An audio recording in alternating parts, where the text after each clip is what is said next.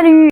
Je vais essayer de vous parler de mes top shoujo. Ceux qui n'aiment pas les shoujo, bye! On va commencer par mon tout premier coup de cœur manga shoujo. C'était une belle époque, le collège, le CDI, cette atmosphère, cette odeur de chut. Donc voici parmi eux un de mes préférés, je dirais même mon préféré de tous mes shoujo. Bon, c'est un peu un classique et c'est vieux, hein. Vous pourrez le constater sur cette pochette. C'est l'histoire d'une jeune fille qui s'appelle Mizuki.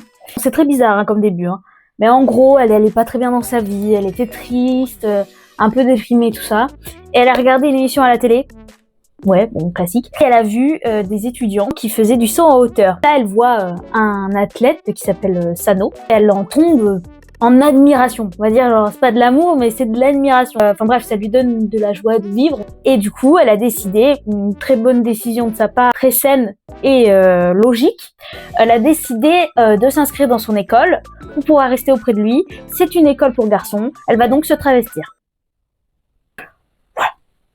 Et bah let's go hein, let's go devenir un homme pour être juste à côté de son idole. Évidemment qu'elle va tomber amoureuse, mais en tout cas j'aime beaucoup parce que là-dedans c'est un humour comment dire, franc. C'est-à-dire que y a pas de pincettes, c'est très drôle. Par contre, si vous aimez pas lire, on va dire beaucoup de textes, là-dedans il y a vraiment que ça, c'est du texte même partout. Il y a du texte dans toutes les pages, toutes les bulles, tout, partout. C'est bon aussi le personnage principal, Sano, le fameux athlète, est plutôt beau gosse, donc c'est plutôt bien. Maintenant, je vais vous parler d'une pépite, tout pareil au CDI. En fait, au CDI, on découvre beaucoup de mangas qu'on aime. Lovely Complex. Il arrive juste après Parmi eux. Je sais pas si vous le connaissez, mais il est vieux aussi.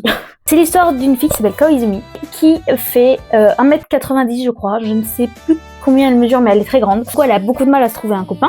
Et elle va rencontrer aussi un gars, Otani, qui lui est trop petit. C'est l'histoire d'amour entre une fille trop grande et un mec trop petit. Voilà.